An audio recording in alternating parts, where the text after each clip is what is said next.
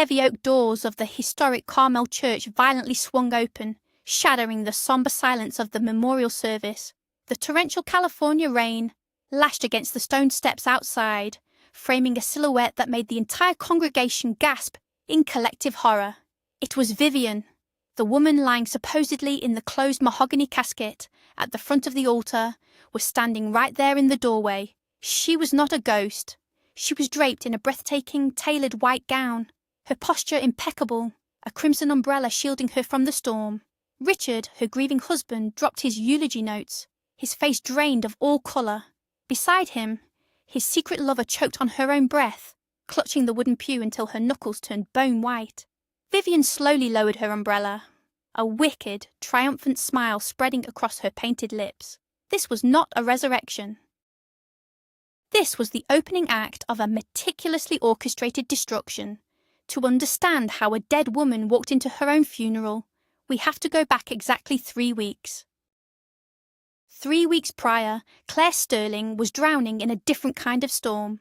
The best-selling author of psychological thrillers was trapped in the suffocating grip of an absolute creative paralysis. Her San Francisco apartment felt like a prison of her own making. The blinking cursor on her laptop mocked her day and night. For a decade, Claire had mastered the art of suspense, weaving tales that kept millions awake at night. But her last novel had felt hollow, forced out of pure obligation, and her once loyal readers had noticed. The reviews were brutal.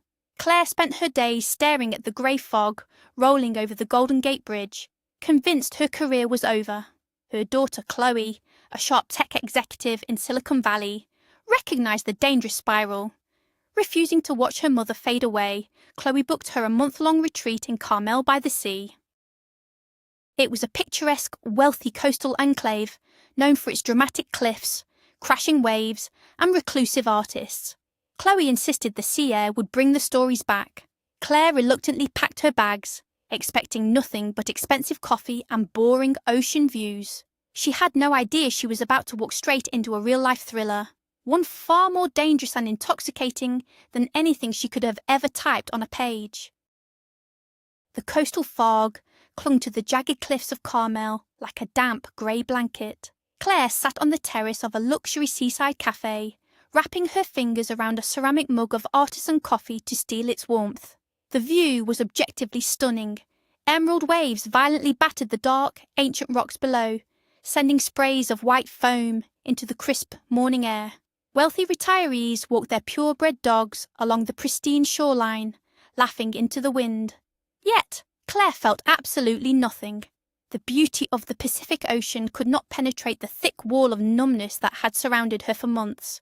She watched the people around her, trying to invent backstories for them, a trick she used to rely on. It failed. Every idea felt stale, derivative, and utterly devoid of passion. She took a bitter sip of her coffee, wondering if it was time to officially announce her retirement. Just as the bleak thoughts settled in her mind, the heavy glass door of the cafe swung open. A woman stumbled in, violently shaking a bright yellow raincoat. She was loud, clumsy, and immediately drew the annoyed stares of the quiet patrons. Her bright red hair spilled out of a messy knot. Claire squinted, her heart giving a strange, nostalgic flutter. It was Megan Hayes. They had shared a dorm room in college over 20 years ago. Megan spotted Claire almost instantly, her eyes widening in theatrical surprise. She navigated through the tight maze of wooden tables, her voice piercing the quiet hum of the cafe. She threw her arms around Claire in a cloud of cheap floral perfume and damp raincoat. They had not spoken in over a decade. In college, Megan was the meticulous planner, the girl who studied relentlessly, while Claire coasted on raw, chaotic talent. Back then, Megan had desperately wanted stability. She had eventually married a wealthy real estate developer, securing the life she craved.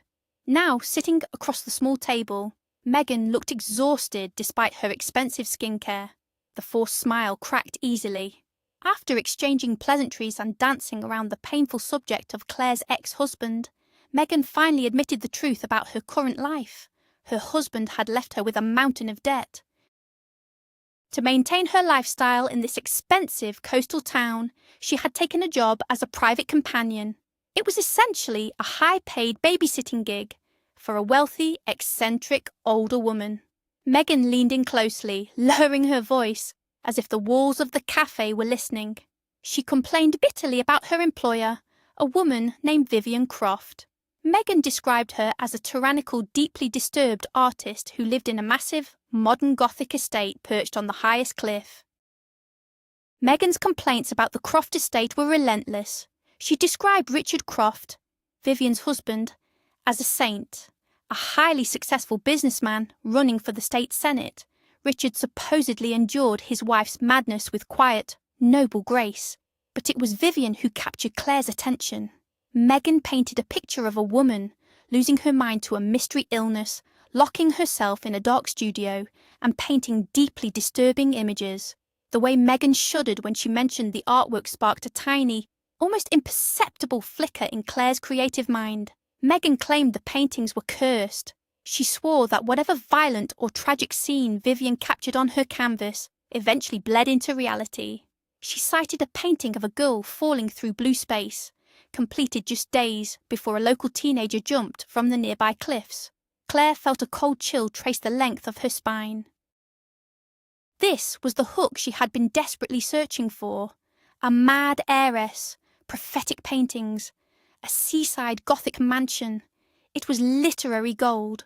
Trying to mask her intense excitement, Claire casually asked if she could see the paintings. Megan hesitated, rolling her eyes, but eventually agreed to invite Claire over the next afternoon under the guise of meeting a famous author. The Croft estate was intimidating. It sat entirely isolated on a rocky promontory in the Carmel Highlands, staring down at the violent ocean. The architecture was a jarring mix of cold steel, massive glass panels, and dark, weathered wood. As Claire walked up the sweeping driveway, she felt like she was stepping onto a movie set designed to make the visitor feel small and insignificant. Inside, the house was aggressively opulent. The walls were cluttered with art, none of it cohesive. Gilded mirrors clashed with modern sculptures. It felt like a museum managed by someone who hated empty space. Megan greeted her nervously, whispering that Vivian was in a particularly foul mood today. Claire stood in the centre of the vast living room, holding a pink bakery box containing a delicate fruit tart she had brought as a gift. A quiet, sturdy young man in dark scrubs suddenly appeared at the top of the grand staircase. This was Leo, the live-in nurse.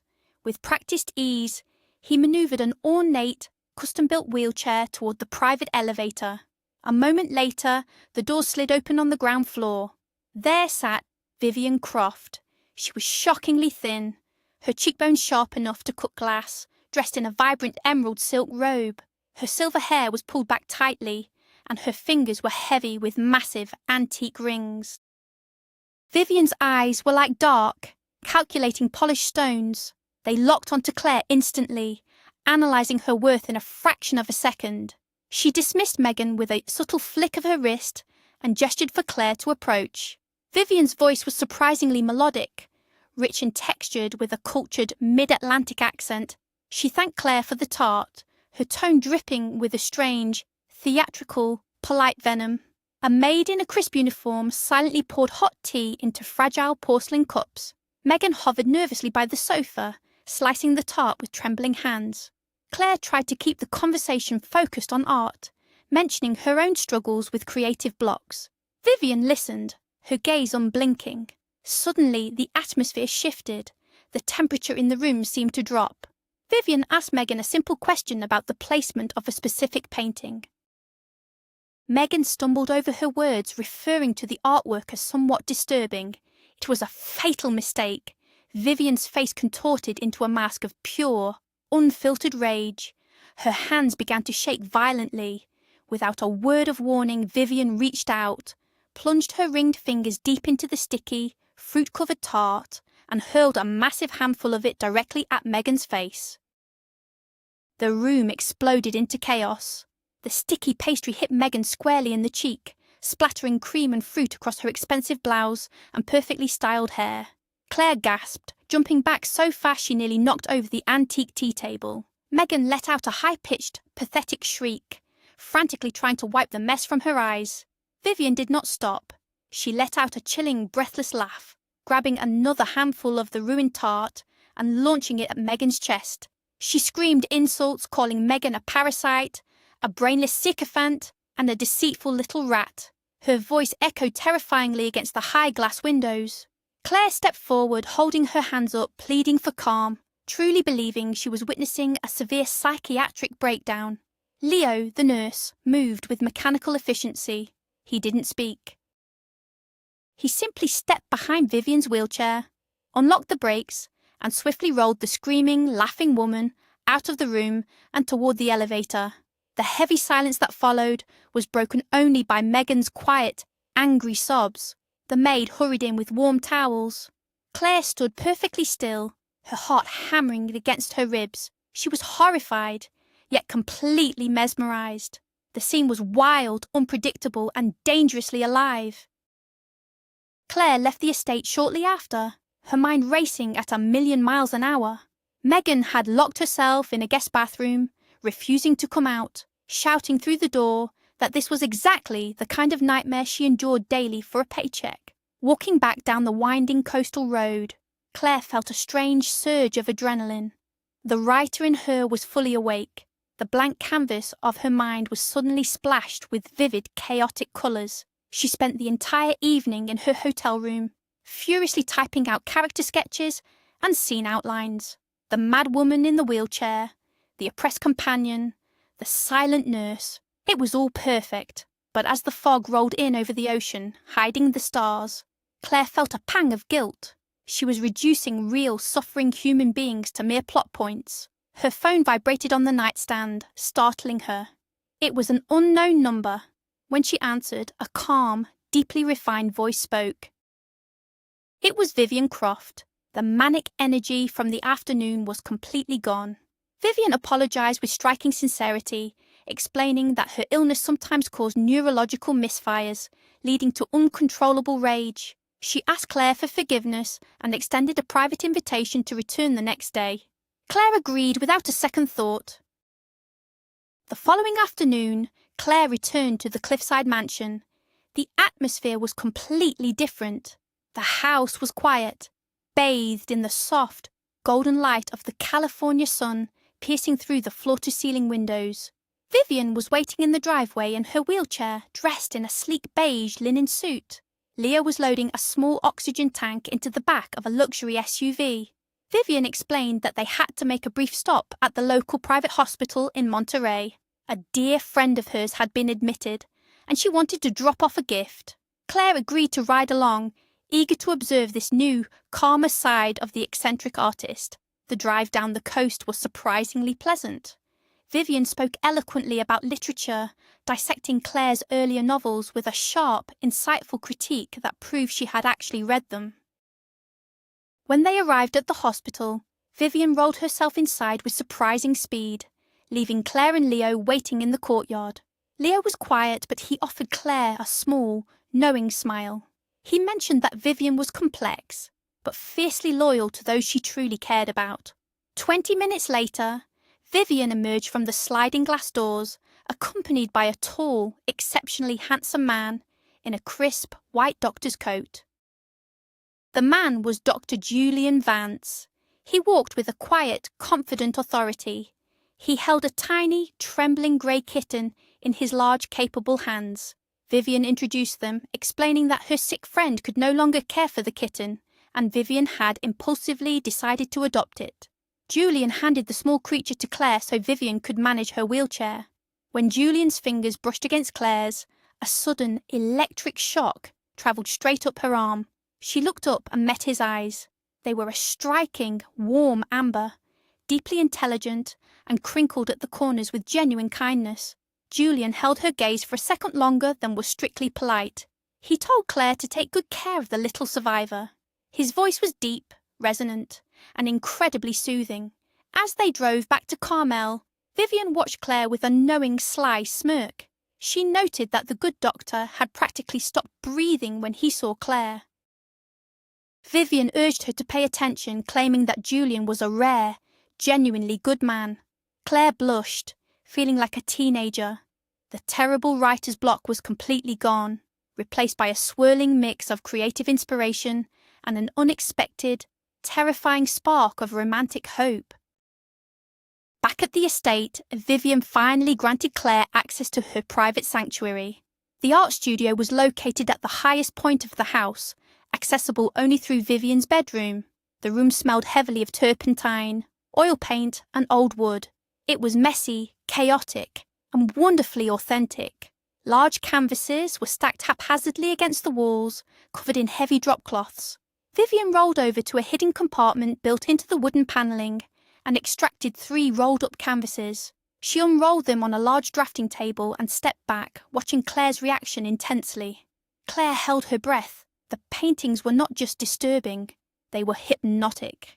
The first showed twisted, shadowy hands burying a glowing figure in dark earth under the watch of a massive, unblinking eye. The second depicted a beautiful manicured hand holding a bright red apple, but the underside of the fruit was rotting, crawling with pale maggots. The artwork did not look like the future. It looked like the manifestation of deeply hidden guilt. Claire realised Megan was wrong. Vivian was not painting prophecies. She was painting the ugly hidden truths of the people around her.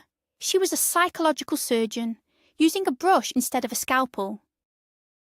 Vivian poured them both a glass of expensive port wine, settling into her chair. She looked out at the darkening ocean and began to speak of her life. She talked about her first husband, a brilliant scientist. They had shared a burning, consuming passion that eventually burned them both out. They divorced but remained close, raising their brilliant daughter Chloe. Then she spoke of Richard, her current husband. Her voice turned cold and flat. She explained that Richard was a man obsessed with appearances, politics, and power. He provided stability, but their marriage was a hollow, empty shell. Vivian admitted that her illness had stripped away her patience for polite society. She knew she was dying, and she refused to spend her final months playing the role of the quiet, suffering wife. Claire listened, entirely captivated. There was a raw, brutal honesty to Vivian that Claire admired deeply. She realised that she, too, had been living a safe, hollow life since her own divorce. She had hidden behind her fictional characters, avoiding any real risk. Sitting in that paint-splattered studio, Claire made a silent promise to herself. She was going to start truly living again, and she was going to start by saying yes to the date Dr. Julian Vance had nervously proposed via text message an hour earlier. The date with Julian was nothing short of magical. They met at a small, dimly lit Italian restaurant tucked away in a quiet alley of Carmel. Julian had actually read her latest book. He didn't offer shallow compliments. Instead, he discussed the psychological motivations of her villain with a keen, analytical mind. Claire found herself opening up to him, talking about her fears, her daughter, and the crushing weight of public expectations. Julian listened with absolute focus, making her feel seen in a way she had not experienced in decades. After dinner, they walked along the beach. The fog had lifted, revealing a brilliant canopy of stars. The sound of the crashing waves provided a perfect rhythmic soundtrack to their quiet conversation. Julian gently took her hand, his thumb tracing the knuckles of her fingers. The simple touch sent a wave of heat through her entire body. He kissed her under the shadow of a twisted cypress tree. It was slow, deliberate, and incredibly tender. Claire walked back to her hotel room that night feeling a profound sense of lightness. The world was full of colour again. She opened her laptop and wrote 20 pages in a single unbroken burst of creative fire. Everything in her life finally felt aligned. The next afternoon, Claire visited Vivian again. The weather had turned violent. A sudden, massive Pacific storm was rolling in, painting the sky a bruised, angry purple. Vivian insisted on going for a walk along the cliffside path, completely ignoring the dangerous winds. Claire pushed the heavy wheelchair, struggling against the gusts. When the rain finally hit, it was a torrential downpour. Cold, heavy drops soaked them instantly. Claire panicked, trying to turn the chair around to head back to the safety of the mansion. But Vivian yelled for her to stop. She threw her arms out wide, tilting her head back to catch the rain on her face. She let out a loud, joyous laugh that cut right through the howling wind. She told Claire to stop running and just feel the storm. For a moment, Claire hesitated. Then she let go of the wheelchair handles. She raised her own arms, closing her eyes, letting the freezing rain wash over her. It was an exhilarating, intensely liberating moment. Two women, completely drenched, laughing like maniacs on the edge of a cliff. For the first time in years, Claire felt wild. She felt untamed. She felt completely alive. The illusion of peace shattered exactly 3 days later. Claire was sitting at the small desk in her hotel room, deep into the 4th chapter of her new novel, when her phone rang. It was Megan. The voice on the other end of the line was barely recognizable. It was hoarse, trembling, and thick with terror. Megan could barely form the words. She told Claire that there had been a catastrophic accident. Vivian had demanded to be taken to the Croft family's remote, rustic cabin deep in the redwood forest of Big Sur to find some peace and quiet. Leo had driven her up, lit a fire in the heavy stone fireplace, and driven back to town for supplies. Richard was supposed to join her later that evening, but when Richard arrived, the entire cabin was fully engulfed in flames. It was a massive, uncontrollable inferno.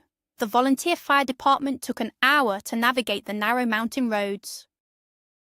By the time they extinguished the blaze, nothing was left but smoking ash and charred timber. Megan broke down into loud, hysterical sobs. The authorities had found a body in the ruins. The only thing that remained identifiable was the massive, antique ruby ring fused to the charred bone. Vivian was dead. Claire dropped the phone. The device clattered loudly against the hardwood floor. The air was violently sucked out of the room. A cold, suffocating weight pressed down on her chest. Vivian was dead. The vibrant, chaotic, unstoppable force of nature had been reduced to ash in a remote mountain cabin. Claire sank to her knees, staring blankly at the wall. She didn't cry. The shock was too absolute, too profound to process into tears. It felt like a brutal, impossible error in the universe. How could a woman so fiercely alive just disappear into the smoke? The next few days were a blur of numb existence. The local news ran endless segments on the tragic passing of the wealthy socialite. Richard Croft played the grieving widower to absolute perfection for the cameras, wiping away imaginary tears while standing in front of his mansion. Megan was always hovering in the background, looking appropriately devastated. Claire attended a small memorial vigil, lighting a candle in the local church, the sweet, heavy scent of melting wax making her nauseous. She couldn't shake a dark, creeping sensation. In her years of writing thrillers, she had learned that when a narrative felt too convenient, too neatly wrapped in tragedy, someone was usually lying. The circumstances surrounding the fire gnawed at Claire's mind. The timeline was deeply suspicious. Leo, the constantly attentive nurse, had miraculously left for a birthday party. Richard, the dutiful husband, was conveniently delayed in the city. The fire moved too fast. The isolation was too perfect. Claire called her daughter Chloe, needing a sounding board. Chloe, possessing a sharp, analytical mind, immediately suggested looking into Leo. She ran a quick background check using his phone number. 10 minutes later, Chloe sent Claire a photograph she found buried on an old, forgotten social media profile. It was a picture of Leo at a family barbecue, looking much younger. Standing next to him, with an arm draped proudly around his shoulder, was Dr. Julian Vance. The caption read, "Happy birthday, Dad." Claire stared at the glowing screen, her blood turning to ice. Leo was Julian's son. They had intentionally hidden their relationship. Julian, the man who had kissed her under the cypress tree, the man who had looked into her eyes with such warmth, had lied to her. The betrayal hit her with the physical force of a punch to the stomach. She was trapped in a web of deceit, and she was going to tear it apart. Fueled by a dangerous mix of grief and absolute fury, Claire drove to the Croft estate. She needed answers, and she knew the only place left to look was Vivian's sanctuary. She rang the doorbell, and the maid let her in with a tearful, distracted nod. Richard and Megan were supposedly meeting with lawyers. Claire moved silently up the grand staircase and slipped into the master bedroom. She pushed open the heavy wooden door to the art studio. The room was cold and smelled of stale air. She moved straight to the hidden panel in the wall. Megan had told her the police had searched the room and found nothing of value, just sketches. But Claire knew how Vivian's mind worked. She ran her fingers along the wood until she felt the tiny, almost invisible indentation. She pressed hard. The panel clicked and slid open. Inside, resting perfectly in the dark alcove, was a single, freshly painted canvas. Claire pulled it out and brought it into the light of the window, her breath caught in her throat. The painting was a masterpiece of vivid, terrifying violence. It depicted a roaring wall of crimson and orange flames. Standing in the centre of the inferno were two clearly identifiable figures, Richard and Megan.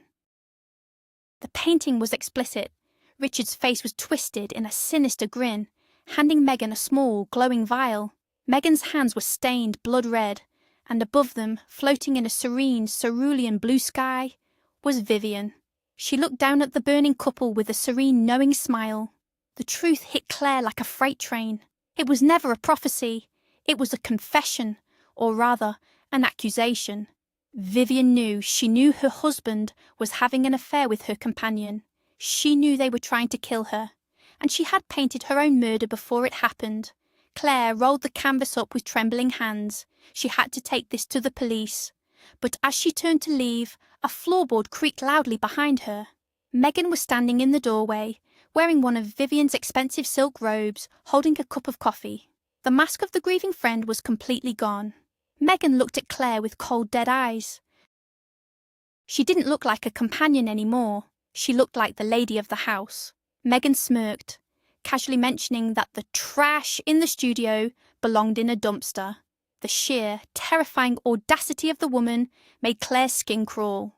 Claire clutched the painting tightly to her chest, nodded curtly, and pushed past Megan, walking out of the house as fast as her legs could carry her. Claire locked herself in her hotel room, the rolled-up canvas sitting on her bed like an unexploded bomb. The pieces of the puzzle were terrifyingly clear. Richard and Megan had conspired to murder Vivian for her fortune, likely slipping her a slow-acting poison that exacerbated her illness. When that proved too slow, they arranged the fire. But where did Julian and Leo fit into this nightmare? Were they accomplices? Did Julian romance her simply to keep her distracted, to monitor what the nosy writer was figuring out? The thought made her physically ill. She grabbed her phone to call the local police detective in charge of the fire investigation. She dialed the first 3 digits, then stopped. Vivian's voice echoed in her memory. "Sometimes, Claire, you have to let the story play out to the very end to understand the moral." Vivian had orchestrated so much of her life. What if going to the police now ruined the final act? The official memorial service was scheduled for the next morning at the historic Carmel Church. All of high society would be there. Richard was preparing a grand, tearful eulogy. Claire decided she would bring the painting to the funeral. She would confront them publicly. If she was writing this story, the climax demanded an audience. The morning of the funeral was suitably grim. Thick, heavy rain battered the stained glass windows of the Gothic church. The pews were packed with wealthy socialites, politicians, and business partners, all wearing their finest black mourning attire. Claire sat near the back, the rolled-up canvas hidden inside a long, black umbrella tube. She watched Richard standing at the pulpit. He was putting on the performance of a lifetime. His voice breaking at perfectly timed intervals, wiping away non-existent tears. Megan sat in the front row, wearing a black veil, dabbing her eyes with a lace handkerchief. It was sickening. Claire gripped the tube tightly, her knuckles turning white. She waited for the perfect moment. She waited for Richard to finish his speech about how Vivian was an angel taken too soon. Just as Richard bowed his head, in a moment of dramatic silence, the church doors were violently thrown open. The loud crash of heavy wood hitting stone echoed through the vaulted ceilings. A gust of freezing wind and rain swept down the centre aisle, blowing out the tall white candles near the altar. The entire congregation turned their heads, and there she was. Vivian Croft stood in the doorway. She was not wearing a shroud. She was dressed in a stunning tailored white suit, completely dry beneath a crimson umbrella. Her silver hair was perfectly coiffed, and her sharp eyes swept over the terrified crowd. The silence in the church was absolute, suffocating, and heavy. Then the screams began. Women gasped and clutched their pearls. A man in the third row fainted entirely, slumping into the aisle. Richard staggered backward against the pulpit, his mouth opening and closing like a suffocating fish. He looked as if he had just been shot in the chest. Megan tore off her black veil, her eyes bulging out of her skull in pure, unadulterated panic. Vivian slowly walked down the centre aisle. Her footsteps clicked sharply against the stone floor. She didn't look like a victim. She looked like an avenging deity. She reached the front of the church, turned to face the terrified congregation, and offered a brilliant, chilling smile. "I must apologise for my tardiness," Vivian announced, her voice echoing powerfully through the microphone on the pulpit. "But I hear rumours of my death have been greatly exaggerated." Claire sat frozen, her heart hammering against her ribs, witnessing the greatest plot twist she had ever seen. Before Richard could form a single word of protest, the heavy church doors swung open again. 4 uniformed police officers marched down the aisle, their faces grim and professional. Following closely behind them were Dr. Julian Vance and his son, Leo. Julian locked eyes with Claire, his gaze desperate and pleading, but she looked away, her jaw clenched.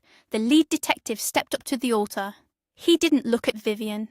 He looked directly at Richard Croft. With a loud, authoritative voice, he announced that Richard was under arrest. Not for the murder of his wife, but for the murder of a woman named Martha Jenkins. Richard screamed, spit flying from his lips, demanding to know what they were talking about. He claimed he didn't know anyone named Martha. The detective ignored his protests, slapping cold steel handcuffs onto Richard's wrists. Another officer grabbed Megan, reading her Miranda rights, charging her with the attempted murder by poisoning of Vivian Croft. Megan collapsed into hysterics, screaming that Richard had forced her to do it. The church erupted into absolute bedlam. Flashes from smartphones lit up the dim space. Vivian stood calmly amidst the chaos, looking directly at Claire with a subtle, triumphant wink. 2 hours later, the storm had passed. Claire sat in the massive, brightly lit living room of the Croft estate. The silence of the house was surreal compared to the madness of the morning. Vivian was sitting on a plush, velvet sofa, sipping a glass of expensive champagne. She looked 10 years younger, radiating energy and sharp intelligence. Sitting across from them were Julian and Leo. Claire sat rigidly in an armchair, demanding a complete explanation. She refused to accept any more lies. Vivian took a slow sip of her drink and began to unravel the masterpiece. She explained that she had known about the affair for months. She also knew that Richard and Megan were slowly poisoning her. Her mysterious illness was real, but it was being drastically accelerated by the toxic powder Megan slipped into her tea. She needed undeniable proof to destroy them. That was when she enlisted the help of her brilliant doctor, Julian, and his son, Leo, who posed as a naive nurse to gather evidence. Julian had recognised the signs of heavy metal poisoning in Vivian's blood work. Instead of alerting the police prematurely, which Richard's expensive lawyers could have easily deflected, they built a trap. "But the fire," Claire demanded, her voice shaking. "Who died in the fire?" Vivian's smile faded, replaced by a deep, respectful sorrow. She explained the tragedy of Martha Jenkins. Martha was the sick friend Vivian had visited at the hospital, the original owner of the little grey kitten. Martha was dying of aggressive, untreatable bone cancer. She was in constant, unbearable agony and had less than a week to live. Martha had no family, only massive medical debt. Vivian had offered to pay off all of Martha's debts and set up a foundation to care for abandoned animals in Martha's name. In exchange, Martha, who wanted to end her own suffering on her own terms, agreed to help Vivian trap Richard. On the day of the fire, Leo had driven Martha to the remote cabin. She had peacefully passed away in her sleep after taking a massive, painless overdose of morphine. Leo had placed Vivian's antique ruby ring on Martha's finger before starting the blaze. By the time Richard arrived to supposedly save his wife, the cabin was an inferno. Richard thought his problem was solved. He never checked the body. He simply let it burn. Vivian had stayed hidden in a private clinic in Monterey, waiting for the perfect moment to resurrect herself. Claire felt the room spinning. It was brilliant. It was ruthless. It was morally terrifying. She looked at Julian. Her anger flared. She demanded to know why he had lied to her, why he had used her as a pawn in this insane game of chess. Julian stood up, walking slowly toward her. His eyes were filled with genuine regret. He swore that he had never intended to involve her. His initial interaction at the hospital was scripted, yes, to keep up appearances. But the date, the conversation, the kiss under the cypress tree, none of that was a lie. He had read her book long before they met. He had fallen for her sharp mind and her guarded heart completely by accident. He couldn't tell her the truth because revealing the plan would have put her in immense legal and physical danger. If Richard had suspected Claire knew anything, he would have eliminated her without a second thought. Julian begged for her forgiveness, explaining that everything he did was to protect a dying woman and stop a murderer. Claire stared into his amber eyes, searching for a fracture, a lie. She found nothing but raw, vulnerable honesty. Her chest ached. She wanted to be angry, but she understood. The writer in her recognized the brutal necessity of the plot. The following weeks were a media circus. The trial of Richard Croft and Megan Hayes became a national sensation. Richard's political career was instantly incinerated. Forensic accounting revealed he had been siphoning money from Vivian's accounts to pay off his massive hidden gambling debts. When confronted with the evidence of the poisoned tea and the recovered text messages orchestrating the cabin fire, Richard turned on Megan, trying to blame the entire scheme on her. Megan, in turn, surrendered a massive cache of recorded conversations that proved Richard was the mastermind. They destroyed each other in the courtroom, exactly as Vivian had predicted.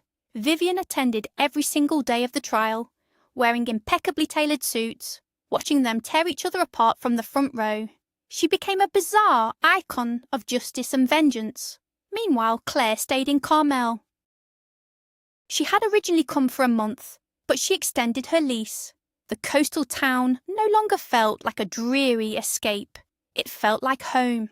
She spent her days walking the misty beaches, breathing in the cold, salty air, and writing with a furious, unstoppable passion.